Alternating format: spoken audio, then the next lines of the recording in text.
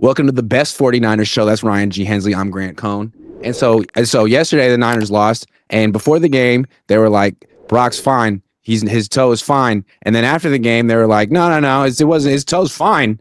And Brock's like, yeah, it's fine. And then after the game, apparently he called Kyle and said, hey, guess what? And Kyle was like, what? And Brock's like, you're never going to guess. Kyle's like, tell me. And Brock's like, my toe hurts. And Kyle's like, no way. And so now they got a situation where the toe is re-aggravated. Who could have seen this coming, that playing quarterback in the NFL would lead to a re-aggravation of a turf toe injury? Looks like he may not be ready to play in this Thursday night game. Is that a disaster for the 49ers, or can they? I mean, what do you think? Oh, man. Well, toe injuries can be lingering. These things can last a season if it's not taken care of properly. So the question is, I don't even know if it's a question. If Brock Purdy had a turf toe injury, missed 2 games because of it, and then now after last night's game, it hurts again, is it really a question of whether he was even healthy in the first place and should have not played? Like, I think that's pretty obvious, right? Like, if it hurts now after yesterday's game, that probably means it wasn't completely healed and he probably shouldn't have played in the first place. Yeah. What did Brock Purdy say on Thursday, the last press conference he had before the game? He said, if I'm out there, I want to be Brock Purdy. I don't want to be thinking about anything else. Did he look like Brock Purdy? Did he look like he was thinking about anything else?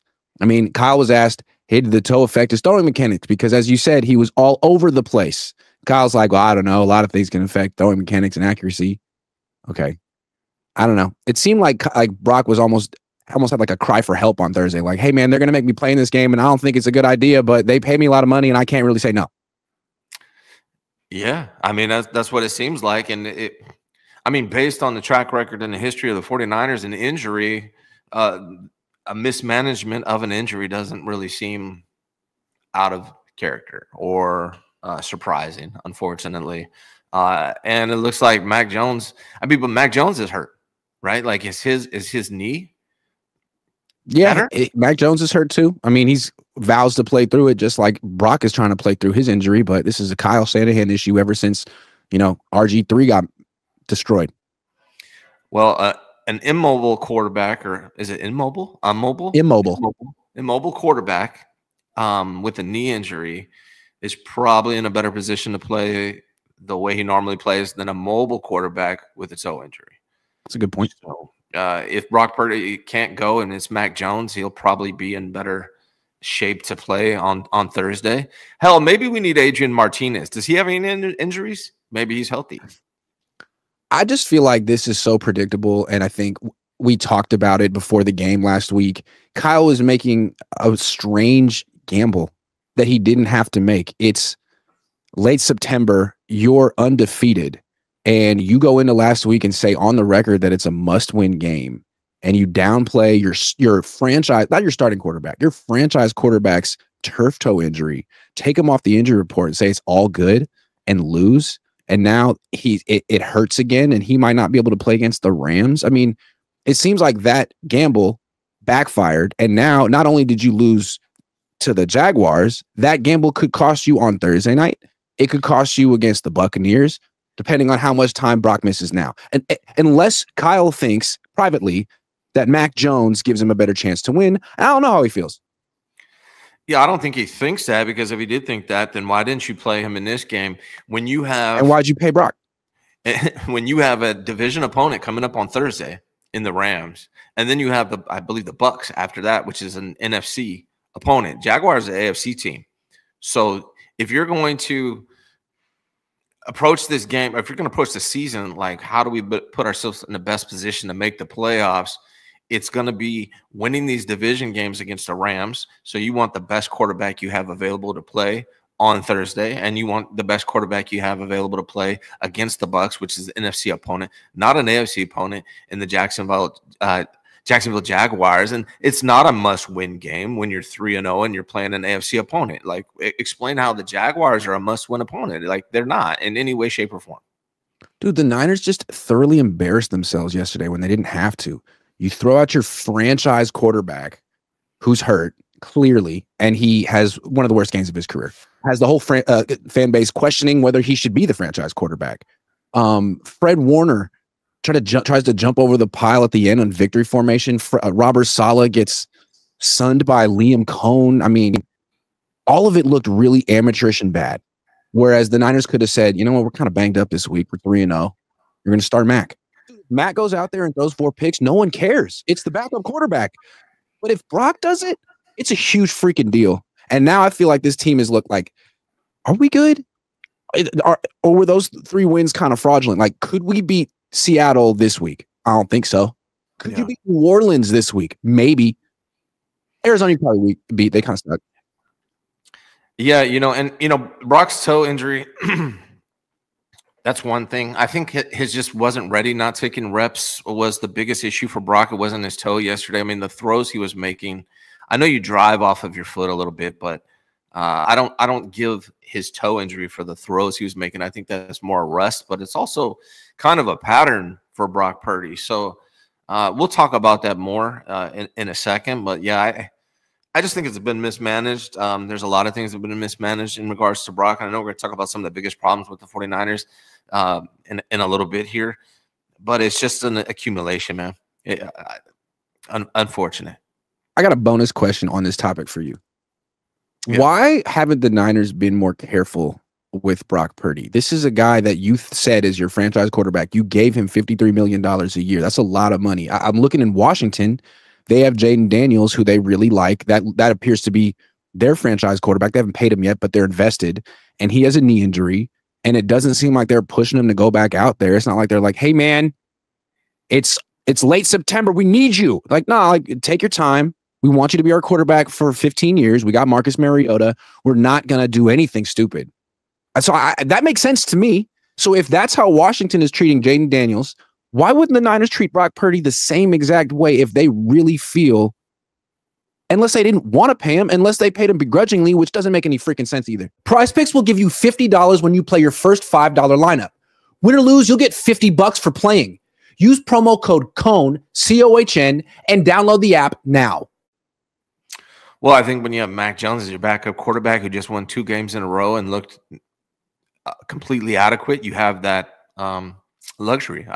I'm not sure Kyle Shanahan thinks, the difference between Brock Purdy and Mac Jones is so great that you can't win with Mac Jones because he's proven that he can. So I think that is definitely part of it. Yeah. And I don't think they do a great job of protecting quarterbacks, period. If they cared about that, they would probably invest in the offensive line a little bit more. Yeah, man. This quarterback contract is looking really bad, and we're not even into the second month of the season. Brandon Green says Kyle should only call no huddle if Mac starts. Mac Truck. Marty Doberman says we need Jed to be more like Colts' new owner. On the sideline taking notes. Yeah. Alan Klebitz says, I don't know what hurts more than Niners losing or my booty. Damn, it hurts. Khalil Kemp says, turf toe notwithstanding, it's clear to me that Mac Jones is in Brock Purdy's head. He couldn't go another week on the bench watching Mac lead this team to victory while he sits on the bench hurt again. See, I don't see it that way. Maybe you do. I see this as the Niners pushed Brock out on the field before he was ready, and he is a good soldier and didn't tell them to go screw themselves. But maybe I'm wrong. Yeah, maybe Kyle thought he needed a game under his belt before they played the Rams. Maybe that's part of the thought process. Like, let's get him back in there and get him ready for the Rams game. But I'm just trying to find reasons for why you would rush him out there if he wasn't healthy. It just doesn't add up to me, man. Unfortunate. And do you think Mac Jones plays this Thursday? Yes. Yeah. I mean, I just feel like here's why. I don't know that he made the toe injury worse. I think that it was 100% predictable that the toe would be very sore today. After playing football in the NFL, and it's not 100, like you're just coming back from this, it's going to be sore today. It's going to be sore tomorrow. It's going to be sore on Wednesday. It's probably going to be sore on Thursday. So they should have expected that. If the next game was on Sunday, maybe they could manage the soreness week by week, and he could do what he can during practice and then play on Sunday. But in the Thursday night game, I think they should have anticipated that the natural soreness of playing through this injury would knock him out for this game. That's what I expect. And now you got Mac Jones heading into a game against Matthew Stafford, who just is playing really well, and he's going to have what? Is Ricky going to play? He's dinged up. Is Juwan going to play? I mean, those are two other guys who were on the injury report, who were limited throughout practice during the week, that Kyle threw out there because it was a must-win game, who got injured further and now might miss what it's not a must-win game against the Rams, but that's a game that really freaking matters. How is it not a must-win game against the Rams, who is the NFC West divisional opponent, but it was against the Jaguars? Please explain to me, put yourself in Kyle Shanahan's shoes, Grant, and explain to me how the Jaguars was a must-win game when, if you look at the history of Kyle Shanahan, when he's asked about must-win games, he usually resists saying that things are a must-win game. But here we are in week 4 against an AFC opponent, the Jacksonville Jaguars, and he says it is. Why do you think he said that? I really don't understand. I don't know why he said it out loud. I think it was a mistake. Why did he feel that? I think the reason he felt that is, 1, 4 of the next 5 games are on the road, and 2, if you can't beat the Jaguars, maybe you feel like you're frauds. But that's, again, why I would say sit your injured starters and don't take that psychological hit. Just tell your team, look, we don't, we're starting Adrian Martinez this week. We're going to lose, but don't lose heart, because we're 3-1. And when we're healthy, we're a great team. We're just not healthy this week. We're going to be healthy against the Rams. Could have done that. But now the Niners are going into this Rams game being like, damn, dude, we lost to the Jaguars at home. How are we going to beat the Rams on the road? How? Also, another question: right toe or left Brock? toe? Is it the right big toe or left big toe, or is it a big toe? I guess we don't know. I'm guessing it's the right one, but I don't think we know for sure. Okay. Dave Edwards says, when was the last good offensive game from this team prior to Ravens Xmas game, or post Ravens Xmas game? The Cowboys game, second half, was the best game Brock Purdy's had. It was the best half of football Brock Purdy's had that I've seen in a long time. Was the last. That was before that Christmas game, though. Yeah. That's what he's saying. Yeah. I don't know. Dazza says, when's the last game Brock has looked the best player on the field? Years ago. Cowboys game. Second half of the Cowboys game. Thomas Shull says, that was a terrible play call on the last fumble. Why are we dropping back from under center with a 5'11" quarterback with lifts in his shoes? Typical Kyle. Typical Kyle.